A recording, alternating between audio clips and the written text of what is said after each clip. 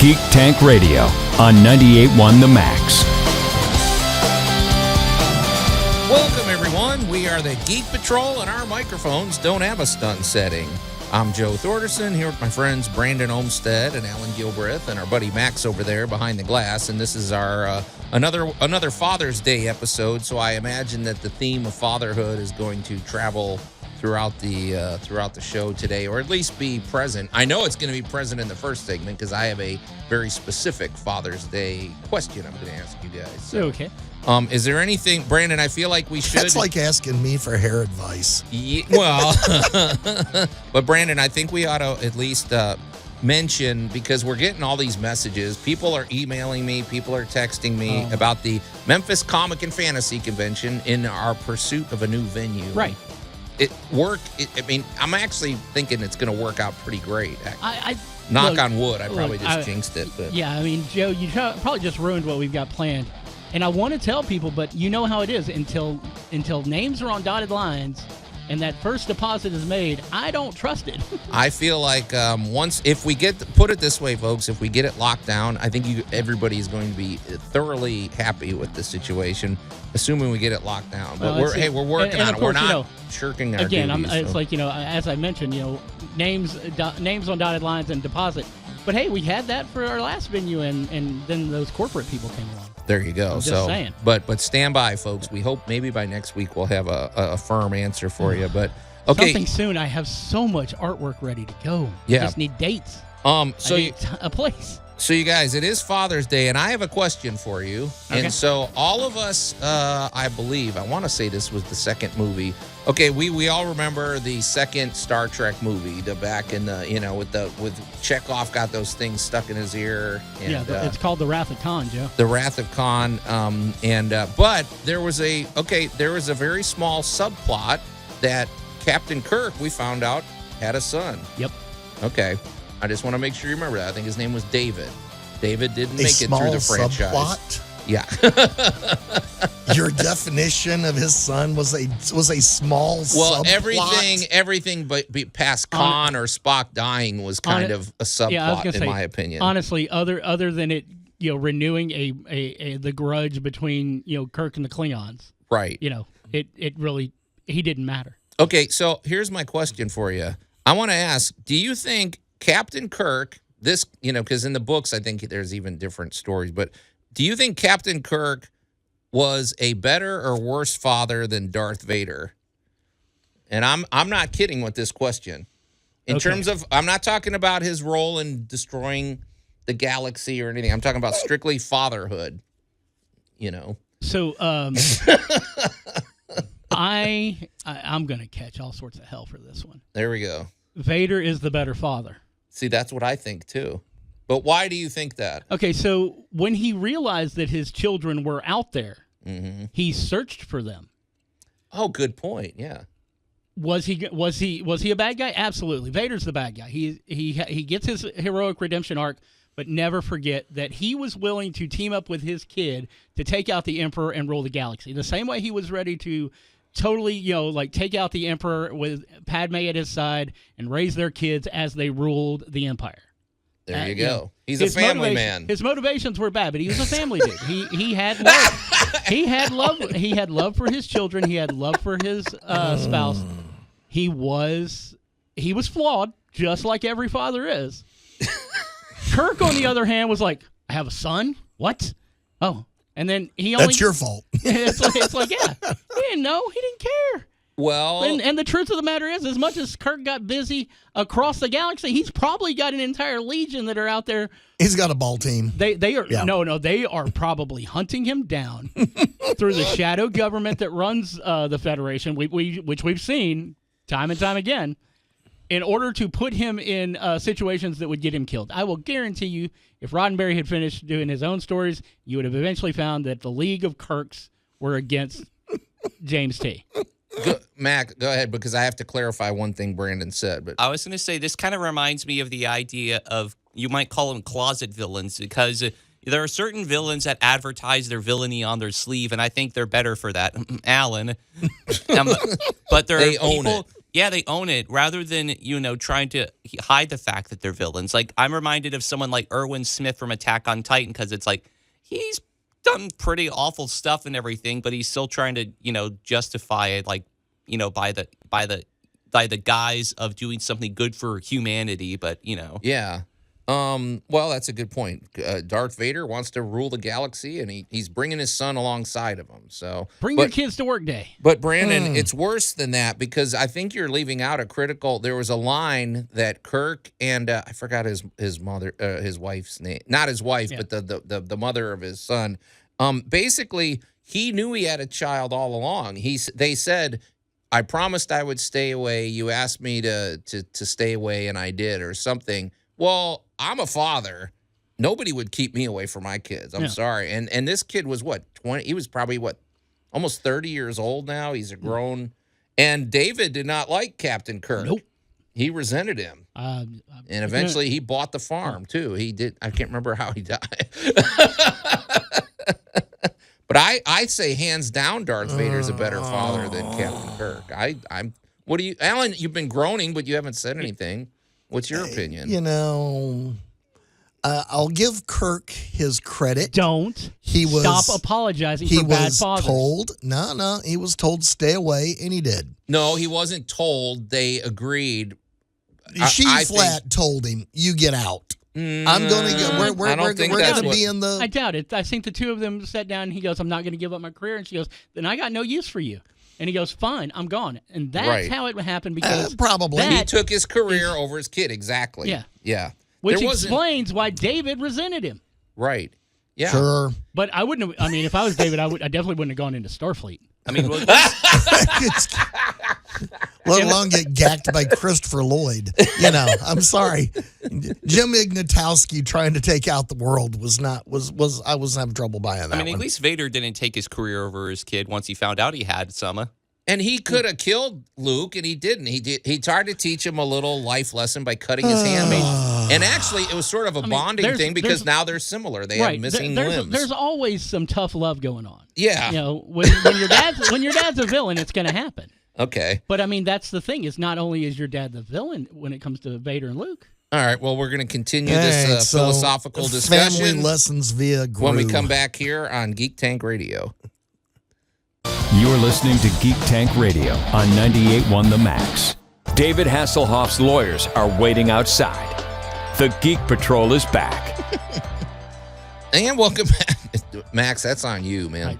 And welcome back to Geek Tank Radio, everybody. I'm Joe Thorderson here with my friends Brandon Olmsted and Alan Gilbreth and our buddy Max over there behind the glass. And it is Father's Day. And once again, a simple question and a simple comment that I thought would be more or less a throwaway idea, his grown legs. I asked who was a better father, Captain Kirk or Darth Vader, and at least Brandon and I agree that Darth Vader was a much better father than Captain Kirk.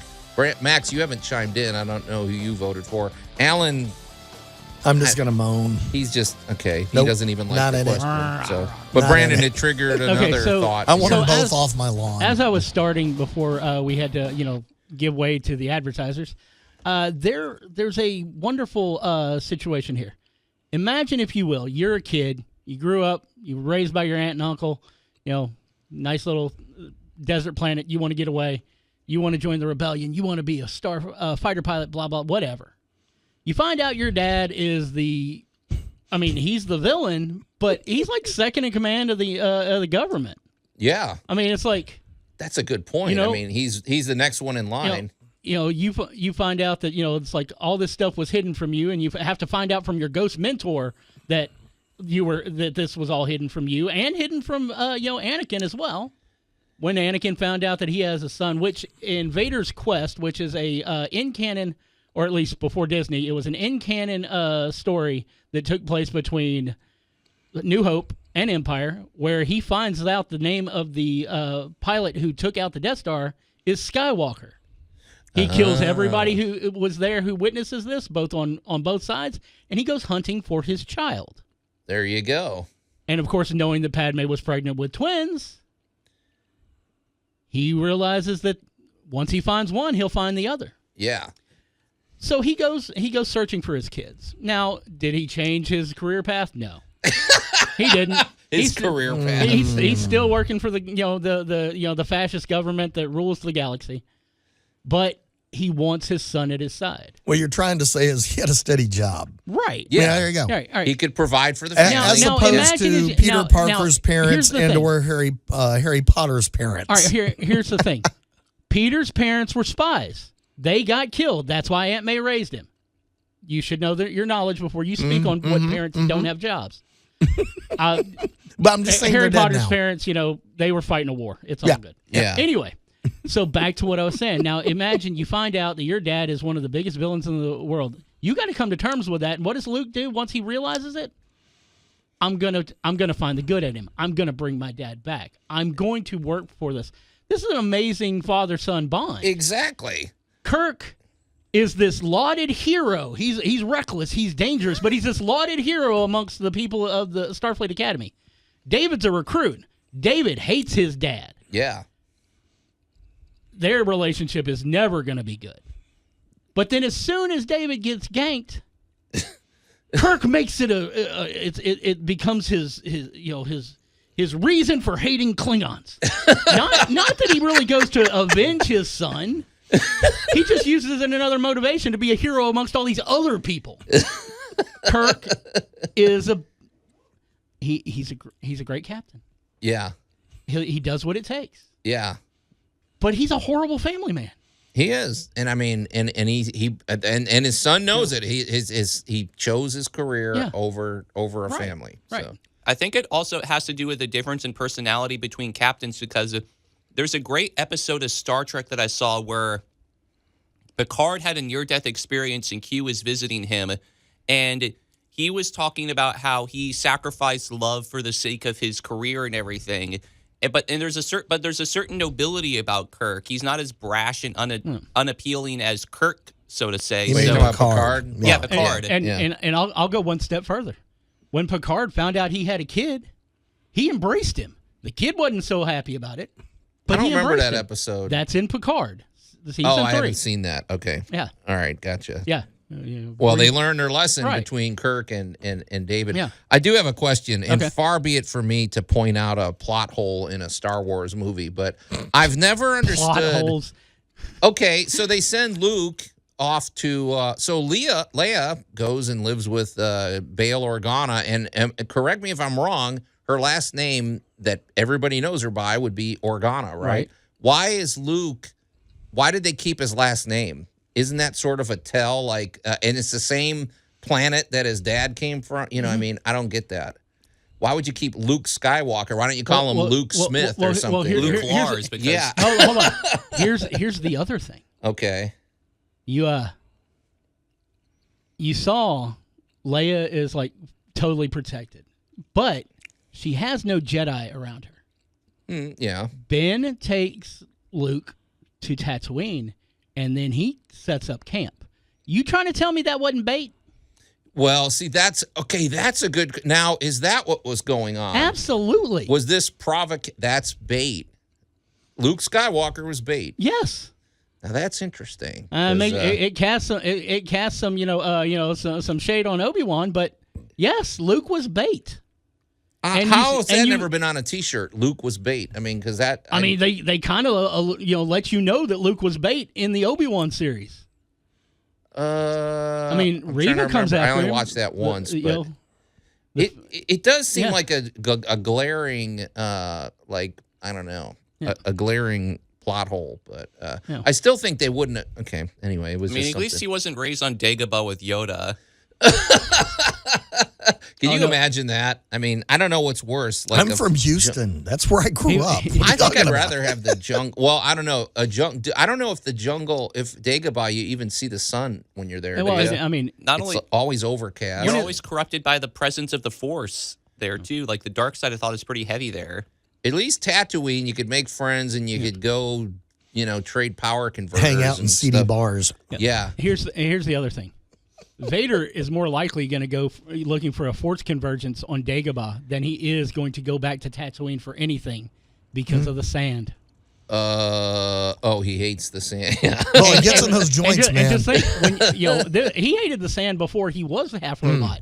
Okay. Can you imagine getting that in your gears? Okay. Anyway, well, the riveting and provocative conversation is going to continue when we come back here on Geek Tank Radio. You're listening to Geek Tank Radio on 98.1 The Max.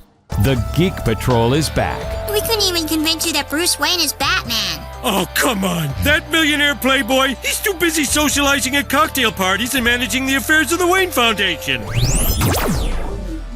And welcome back to Geek Tank Radio, everybody.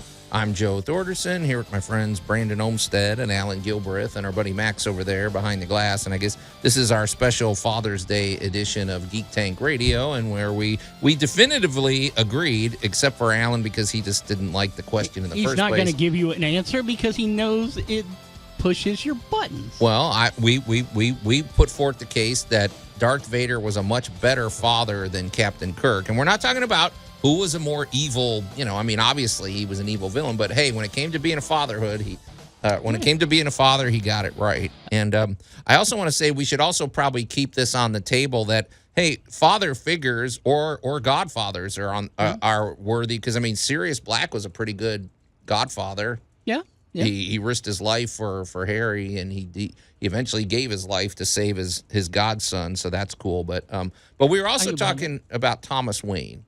Yeah, okay. We can talk about Thomas Wayne. Okay, go ahead. Right. I guess. I'm not going to say he was. I think for the most part, Thomas Wayne intended to be a good father. Yeah, sure. He took his son out to see Zorro, in the middle of the night in a bad part of town because it was the only place it was playing.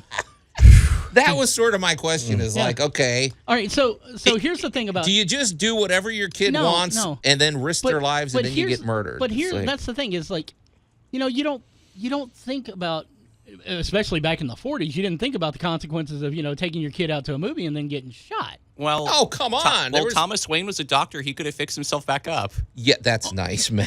Gosh, okay. Yeah. No, but there is something to be said for that. Maybe he was too doting of a father, where he's okay. Come on, honey, put on your nice pearls. We're going down this. Well, back in the day, that's what you did if you went to the theater, whether it be a theatrical, play, or you went to go see a moving picture. You dressed up. It was a night on the town. Even from the poorest schlub to the highest muckety-mucks, they went to the same place because you didn't have multiplexes back in the day. You had a theater in your town, no matter how rich your town was. You went, you saw your movie. I'm sure that the Waynes is set in the nice, healthy section, and then let's just say Joker's dad was probably sitting in a back area, but he was still wearing his best tattered suit. Here's what I would say about that, because as a father, you're never off duty, right? And you have to use good judgment 24 hours a day. Well, it's I've met your kids, Joe. There you go. Well, you turn your back for a minute and they're burning the house down, or there's some. Well, I was gonna say, for the most part, they've all turned out pretty good. But I know that I'm going to say that Kathy had a lot to do with that. Well, but here's my thing. Okay, so Thomas Wayne, he takes him. Great. His son wanted to go see Zorro. Yeah. He probably was working a lot and said, we deserve a night out. Well, why not have Alfred drive the limo and drop you off at the front door and then pick you up? Why? They had everything planned out except, the way how they're going to get home. Well, then you don't have a Batman. Well, I'm just saying. Joe, we're talking about don't have a Thomas Batman. Wayne's judgment here. So No, you can't. All right. Well-behaved, functional people make terrible stories. Yeah, okay. You must have tragedy or damage, or you really have to wipe out the entire family, especially the mom if you're in a Disney movie.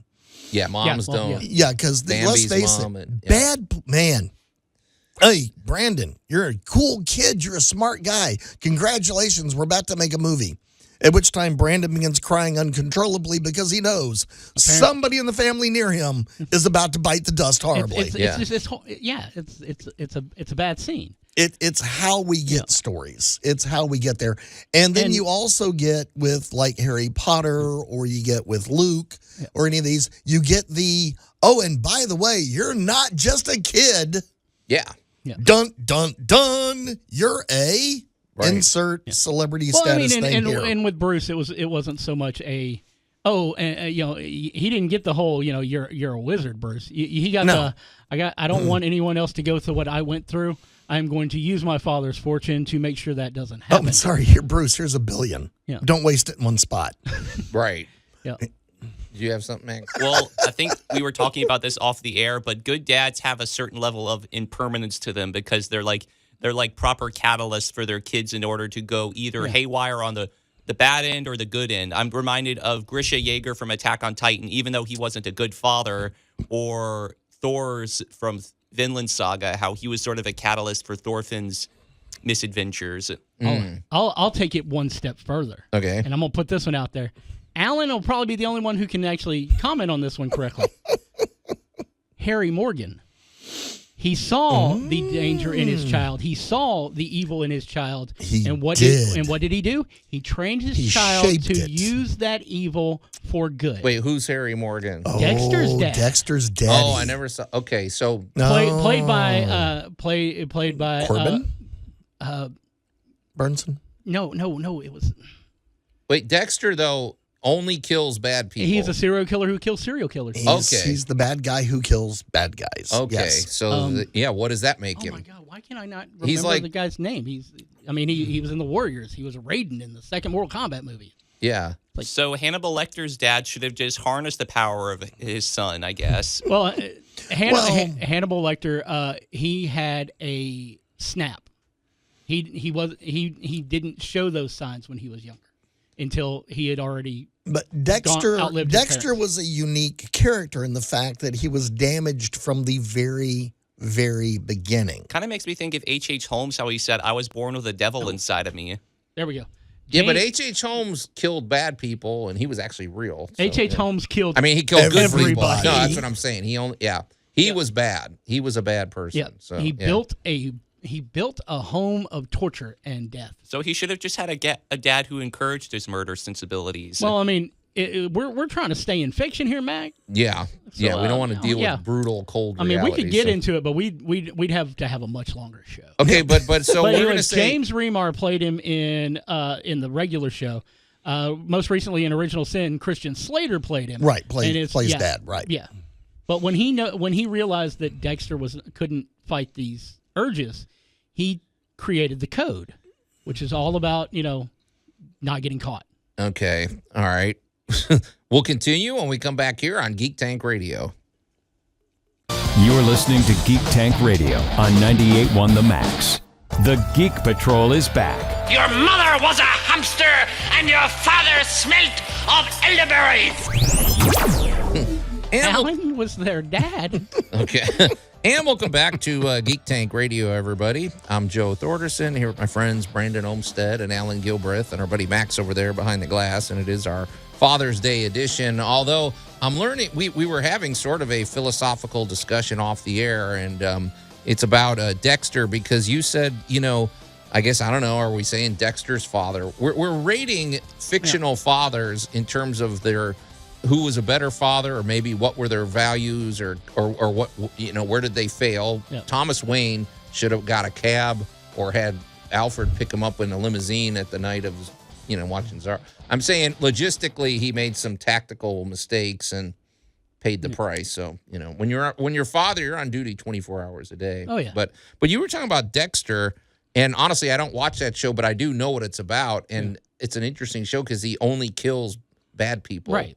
But you said his father taught him that? Well, his father. All right. So Harry's whole situation was that when Dexter's mother she was his CI, on a case. CI? Criminal informant. Oh, okay. The ones who trade information to stay out of jail.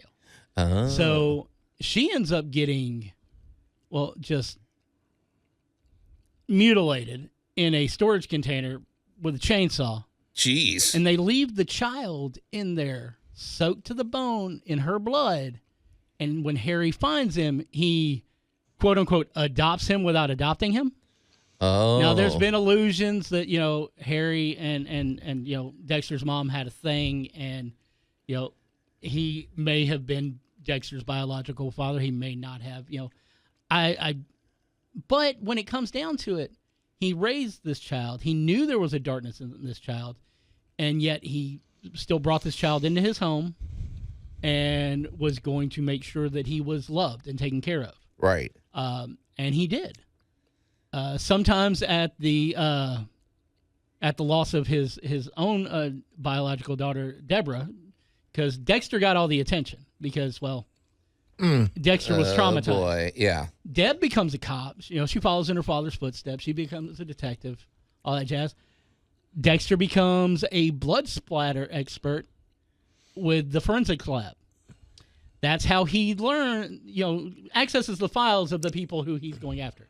His first victim, his first living human victim, is a nurse who is killing people at the hospital where his dad is after a heart attack, and he notices his dad, who should be getting better, is slowly getting worse. Getting worse, yep. Because she's dosing him. It's the whole, what do they call that?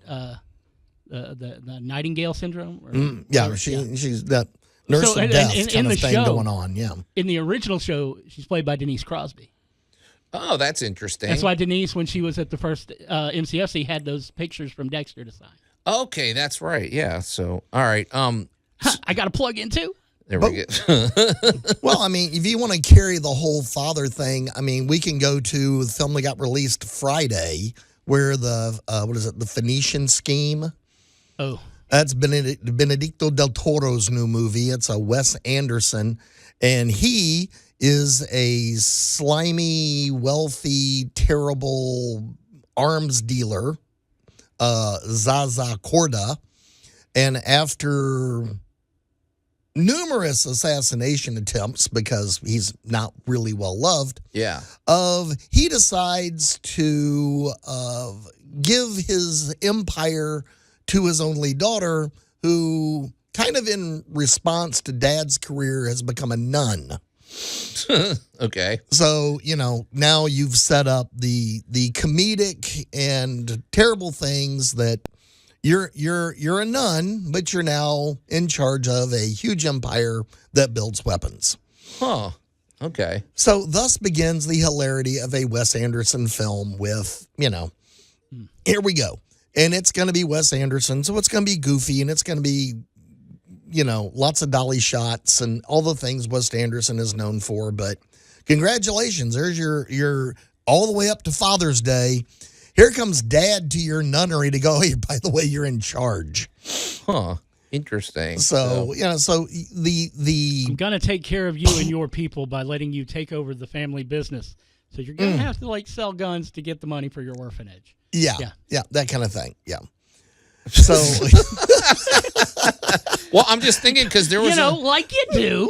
Well, there was a real nun named Saint Catherine Drexel, and she inherited, by today's standards, would be close to $1 billion from her family. But she used it that she donated basically every penny and she built orphanages and did all that. So I wonder if they were inspired by that. But she didn't have to compromise her values. I mean, it was just.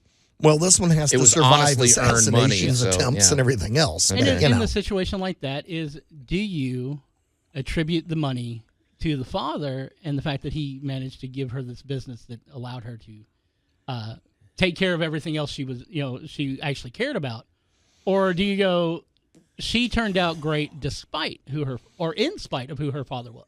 I don't know, man. It's always, there's a lot of interesting layers here. It's like, I mean, you just don't. It's like an onion. It's not always as clean cut. So, because Dexter he's a really fascinating character. I mean, he's got the same motivation that Batman has. He has the Punisher's, morals, I guess you could say. But even the Punisher, there's collateral damage with what he does, right? I mean, well, there's collateral damage to every single superhero. Yeah. There have been even entire comic books written about the collateral damage of what it's like to be the hero, because somebody throws a car at Batman and Batman ducks. Well, the car now hits a building or whatever, somebody hit chucks,